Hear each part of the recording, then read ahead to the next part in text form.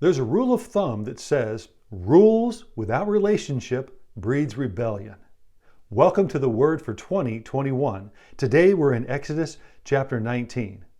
That rule of thumb really is true. Rules without a relationship breeds rebellion. As parents, if we lay down the law for our children to follow, yet we don't spend any time with them, we don't get to know them, we don't involve ourselves in their lives, we don't allow them to get to know us, then the chances are that they're going to rebel. It's also true in the workplace.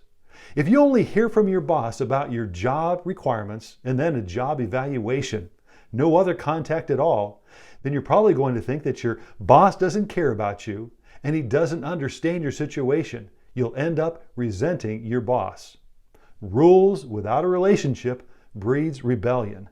Before God ever gave the Ten Commandments, He wanted the people to understand very clearly that He wanted to have a very special relationship with them.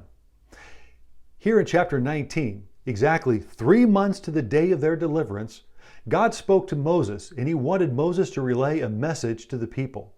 He wanted the people to know all about His heart. In verse 4, God said, "You have seen my provision and my protection. You saw what I did there in Egypt. You saw how I carried you on eagle's wings to myself." He wanted the people to know that He loved them and He wanted them. He had chosen them.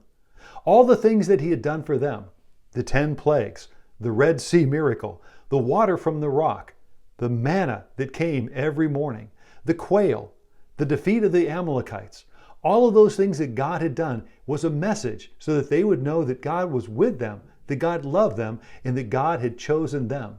In verse 6, He wanted them to know that they were His special possession, His treasured possession. God could have chosen anything at all. He could have chosen anything in creation, the stars, but instead He wanted them. It was conditional, however. In verse 5 we read where God says, "Now if you obey me fully."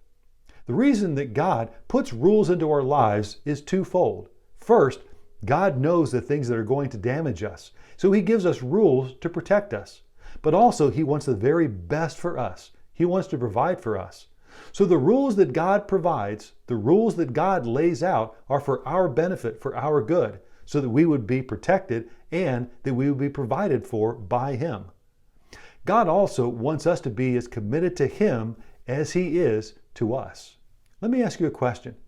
How committed is God to having a relationship with you? So committed that He gave His only Son for you.